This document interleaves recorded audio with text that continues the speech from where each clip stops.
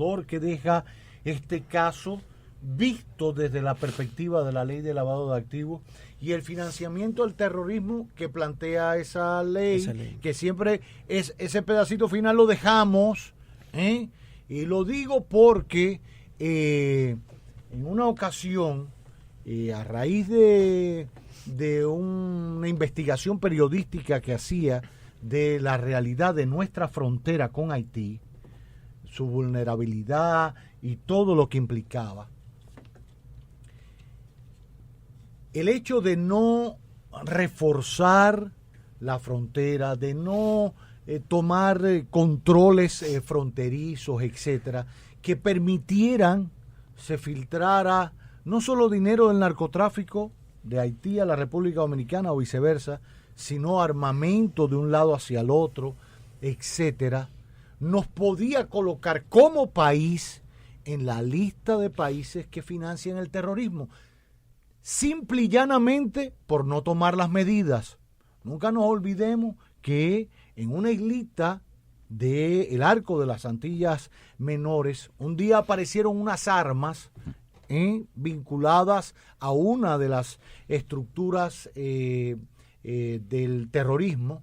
No olvidemos que después del terremoto en Haití en el 2011, si mal no recuerdo, parte de las ayudas vinieron de países musulmanes. Con esto no estoy queriendo decir que hay que equiparar el islamismo con el terrorismo, ni que todos los musulmanes son terroristas, no, nada por el estilo, pero de que ha crecido la población musulmana en Haití, de que han aumentado las mezquitas y que por ahí pudiera colarse ciertas células terroristas, porque ya lo hemos vivido en la triple frontera entre Paraguay, Argentina y Brasil. No nos olvidemos que el financiamiento a los terroristas de las Torres Gemelas en los Estados Unidos partió del contrabando, de la ley, del disparate que hay en esa triple frontera que permitía un comercio irregular y lavado de dinero y de todo el copón bendito que terminaba financiando el terrorismo. Como país sería fatal que por no tomar medidas a tiempo, en todos los sentidos, desde ese de la frontera, como esto, porque hoy el dinero se lavó para comprar discoteca y hacer conciertos mañana puede utilizarse, porque nos aburrimos la discoteca, para comprar armas y tanques. Los excomunistas soviéticos terminaron vendiendo tanques y bazucas y cohetes de todo tipo que están en cualquier parte del mundo. Y eso es financiar el terrorismo. Hago toda esta explicación porque a la ley que nosotros aplicamos en este país, nos quedamos siempre en la ley de lavado de activos y financiamiento al terrorismo. No nos olvidemos de esa parte. Pónganle esa parte porque mañana... no, ¿y por qué nunca nadie cayó al terrorismo? No, pero está ahí la ley, ¿Qué lección sacamos de este caso de cara a los economistas, de cara a los contadores, de cara a las empresas, a los dueños de empresas, a la sociedad en general, viéndolo en la aplicación efectiva de la ley de lavados de activos? Algunos dicen que la ley permite la intromisión de gobiernos extranjeros, que si no chequea, que si no...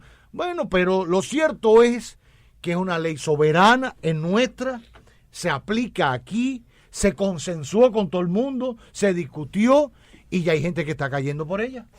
Así es, no, y definitivamente una ley que persigue cumplir con estándares internacionales que exigen este tipo de regulaciones, que tienen que cumplir con una serie de estándares.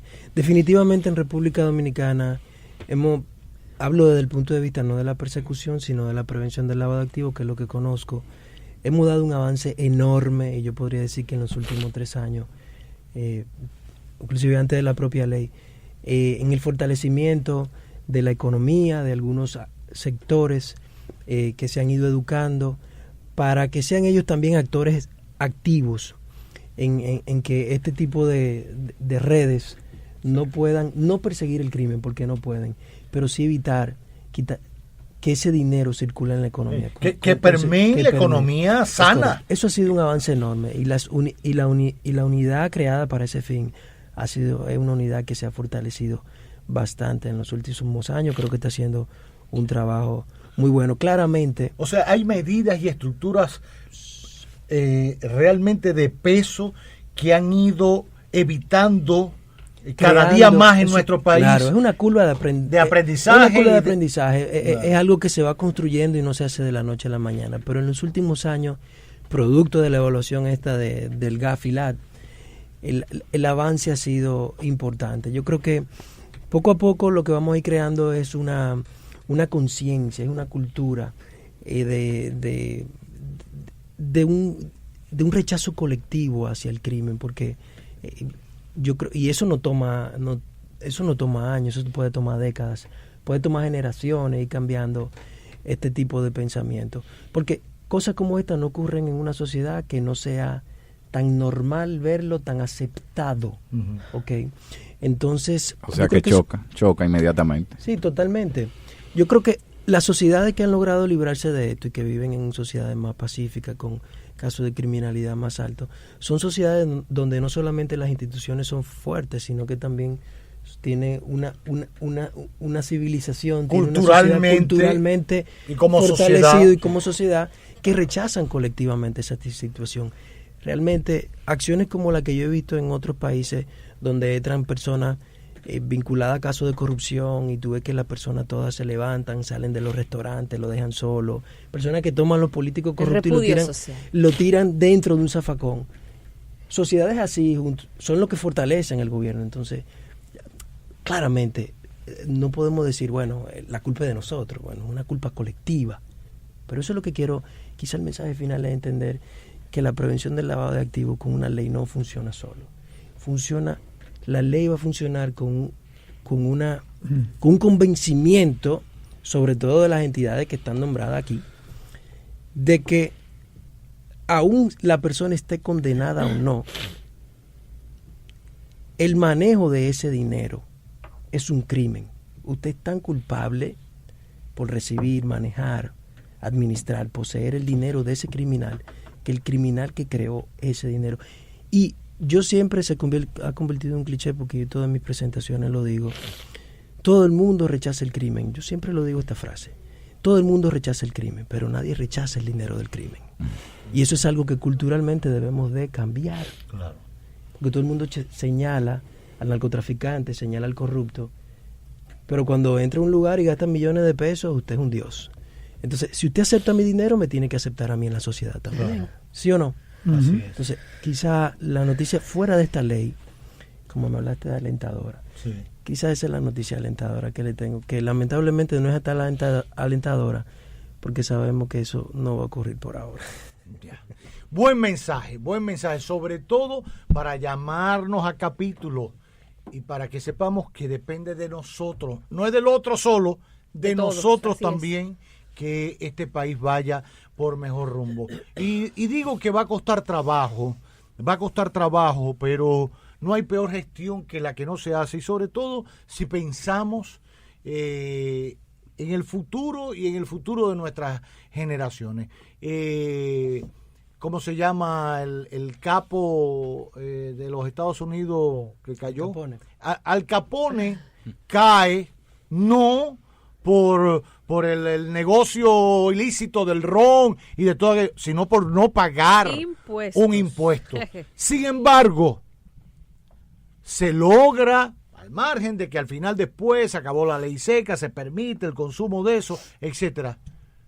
Sin embargo, se sigue consumiendo ilícitos en Estados Unidos. Se trata de meterle cabeza al tema impositivo y de lavar, pero cada día ponen más medidas y más trabas en territorio americano, que involucra a otros países, porque se va globalizando. Antes el tema de la bebida y Al Capone era allí en territorio americano, pero no había que exportar para acá, etcétera. Las apuestas también. Las apuestas. Digo esto porque mire desde cuándo estamos hablando de Al Capone, ya vamos por el siglo XXI y todavía el mal subyace. ¿Por qué?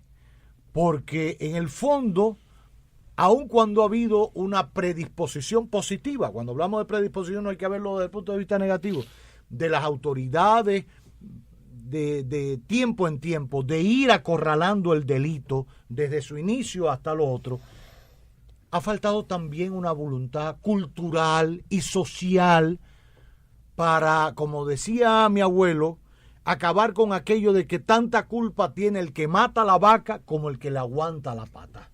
Tanta culpa tiene el que hace negocio con la droga como el que después se beneficia del dinero porque acepta una invitación para ir en un yate porque y vende un reloj. Otro, o le compro un reloj. No podemos vivir tampoco en la cosa la paranoia. En la paranoia de que detrás de Natanael va a estar, porque además comenzamos entonces, si anda con 3 cadenas, tampoco podemos juzgar por el que dirán, simple y llanamente. No, porque las de Natanael son falsas. No, aparte de, pero también muchos de ellos la usan falsa. No te creas que conocen mucho. Son algunos chopos con ciertas marcas. Óyeme una cosa. Lo que digo es que lo que hay es que tener una formación familiar y cultural importante de base, de no juzgar por juzgar, pero saber qué es lo bien hecho y qué es lo mal hecho. Y régimen de consecuencias. Y régimen de consecuencia a nivel social y a nivel familiar también, porque a veces decimos, no, preso y bebe. No, pero en la familia, si usted ve llegar a su hijo con esto un día y mañana con lo otro, y después una jovencita que antes ni bailaba ni cantaba y ahora es dembocera o salsera y no sé qué, y graba un disco y eso y lo otro, ¿de dónde tú sacaste todo eso, mijita? Por ejemplo, pregunto, igual que pregunté lo de la joyería antes, y como contador a lo mejor me lo sabe responder también.